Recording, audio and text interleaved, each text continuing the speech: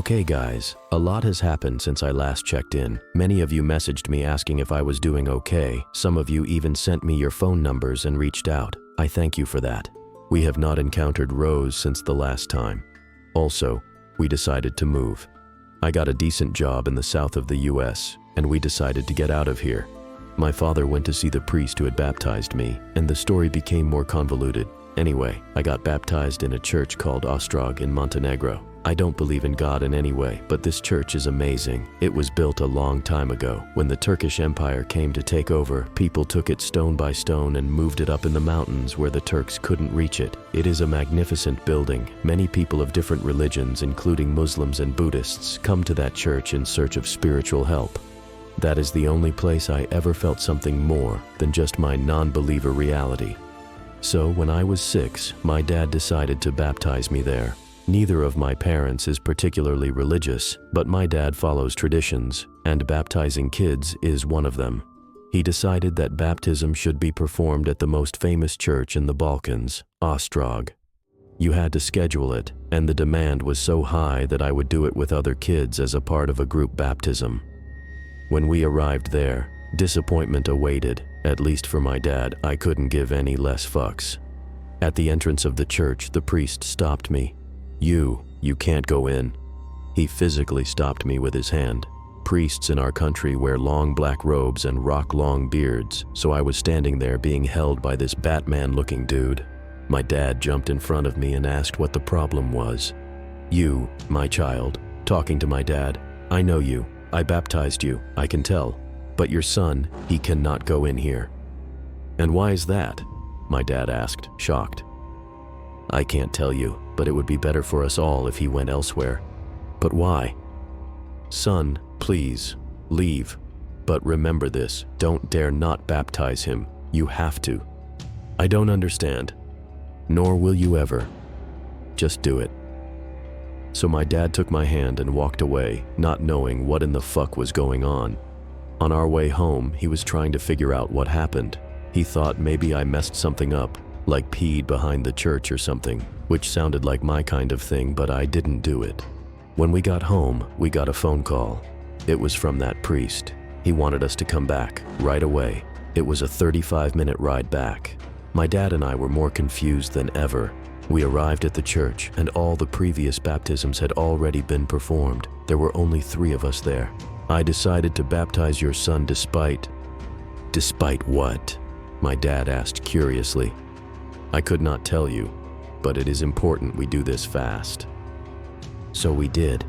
I walked in a circle, and he continued praying, spraying holy water on me. I remember getting bored as hell right before he finally finished. He told us to go away and not come back unless something unexpected happened to me. My dad was just glad we got it done. That was 20 years ago.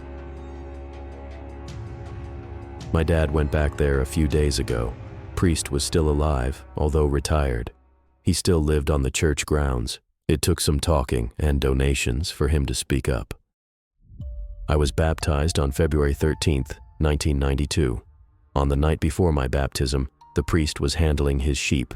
Back in the day, priests raised sheep and cows and mainly lived off of that.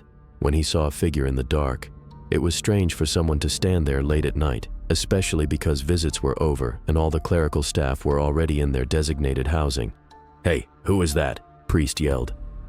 He saw a woman in white standing, not moving. She was standing among sheep, but they formed a circle around her, almost like a safe distance. Priest claims that he immediately felt something unholy.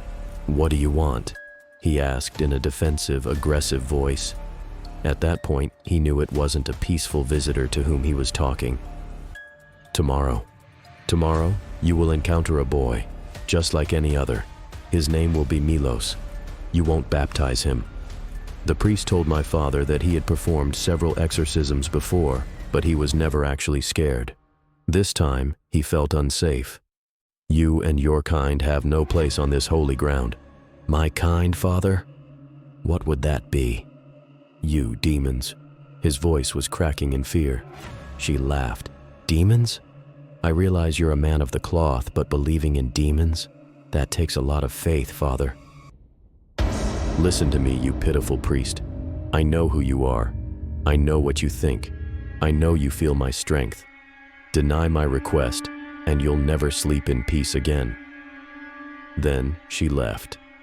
The rest of the story, you know. He refused to baptize me, and then he changed his mind. Apparently, he told my dad that he'd rather be tormented by an unholy spirit than deny God's child a chance to connect to Jesus.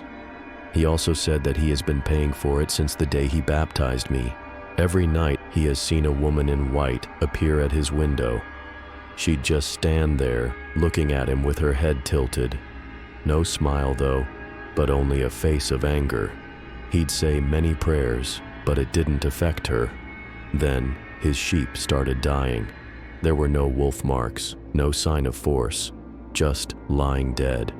Finally, the number of exorcisms skyrocketed. He claims this was a direct consequence of disobeying the woman's orders. He even showed my dad an exorcism videotape. They started filming in the chapel in the mid-90s. My dad says it was unreal. My dad had enough information thrown at him, but he wanted to know what this woman was. The priest initially thought it was a demon. Still, a lack of prayer efficiency and her freedom of behavior on the holy ground was concerning. He then thought it was some sort of a cult, witchcraft maybe. The problem is that she has been visiting him on February 13th every year. All the livestock he'd have would die on that day. Any sick person coming to the church for help that day would worsen. The number of possessed people would skyrocket abnormally on the 13th, and at the end of the day, she'd come to the window no matter where he was. He tried talking to her many times, asking who she was. She never responded. She never aged. Priest was finally broken down to the point where he quit. He remained living on the grounds but couldn't do his job anymore. He lost faith. He claimed that God should have protected him. My dad says he may be mentally unstable at this point. He was mentioning something about Marana, whatever that meant. In some cultures, she appears to be a goddess of death, but I think this man has gone mad.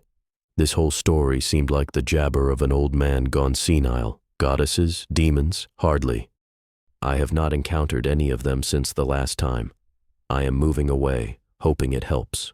I also decided this. I am taking the orange. If I encounter them again, I can't go on like this forever. I just can't.